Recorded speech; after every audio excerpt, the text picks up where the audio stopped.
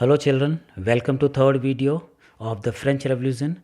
In this, I am going to explain you about the role of philosophers. And you are seeing this title also, Age of Enlightenments. So enlighten means light, and light only can come through education, through knowledge, or through wisdom. So at that time, 18th century children, I am talking about 18th century. At that time, one group emerged in the society, and that group was educated elites people. And see, my dear children, the businessmen and educated elites peoples and philosopher played an important role in the French Revolution. They had become prosperous and had access to education and new ideas. So all this means when they become educated, they spread the feeling of nationalism. And do you remember that three slogan, liberty, fraternity, equality? They spread everywhere in the world. So if you see, children, these three philosophers image, I think you all are seeing. So these three are Voltaire, John Locke, and Rousseau. So let's see their role in the France. So children, in 17th and 18th century, it was the age of enlightenment. So various philosophers put forward their theories for the state to be based on equality and freedom. And what see they believed? They believed that no group in society should be privileged by birth. So the privilege which were enjoyed by first estate and second estate, it was given up. Then if you see next, John Locke in his two treatises of government sought to refute the doctrine of divine and absolute right of the monarch, and no groups in society should be privileged by birth. Means they were giving more and more stress to the equality. Then you see Rousseau, what he proposed a form of government based on social contact between people and their representatives. If you see that the last one also, in the spirit of law, see, in the spirit of law, it's a name of book, Montesquieu proposed a division of power within the government between the legislative, executive, and judiciary. So my dear children, do you know this model of government was put into force in the USA? I am talking about America. So they implemented this, the spirit of laws, in their own country. And the idea of those philosophers were discussed intensively in saloon and the coffee houses and spread enlightenment among people and become one cause for French Revolution. After this, see, Louis XVI, he was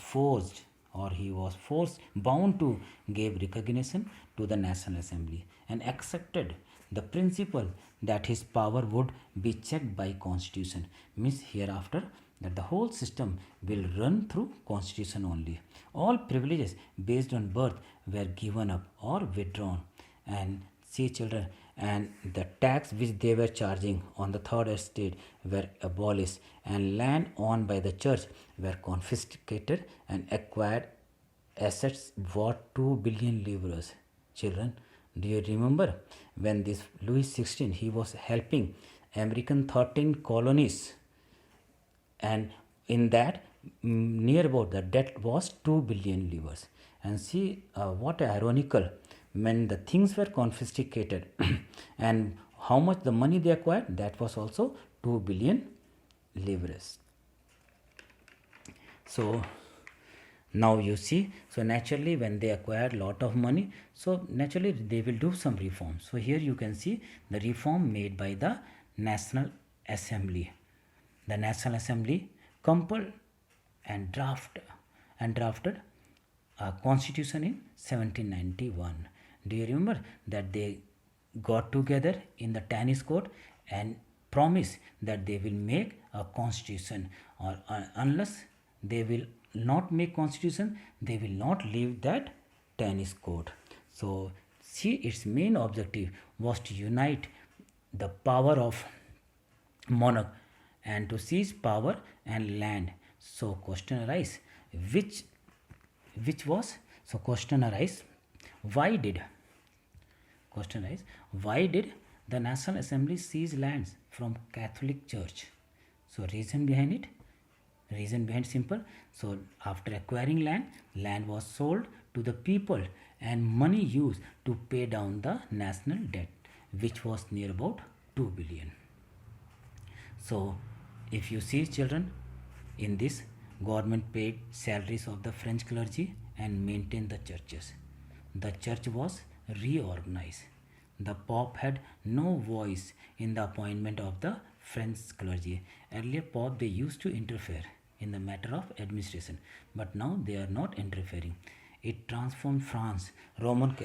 It transformed from France means that totally it was changed. Politically it was changed. Roman Catholic Church it become into a branch of state. So if you see, the Constitution of 1791 vested the power to make law in the National Assembly, which were indirectly elected. So in this, the National Assembly limited the authority of the kings and divided the government into three branches. So these three branches: executive, judiciary, and legislative. Moreover, it will be clear from this figure and about the political system. So listen it carefully and see it for 1 second, this figure. If you see at the bottom, children, rectangular box, near about 3 million men were considered passive citizen. They had no voting rights. In second last rectangular box, if you see, of active citizen, near about 4 million got right to vote because they were paying taxes of their 3 days laborers. Listen it, they were paying taxes of their 3 days laborers wages. And see, strange thing, to qualify as an elector and then as a member of assembly, a man had to belong to the highest bracket of taxpayer. At the top, if you see children, right hand side is of National Assembly, have 745 members as we have in our parliament 545 seats in Lok Sabha.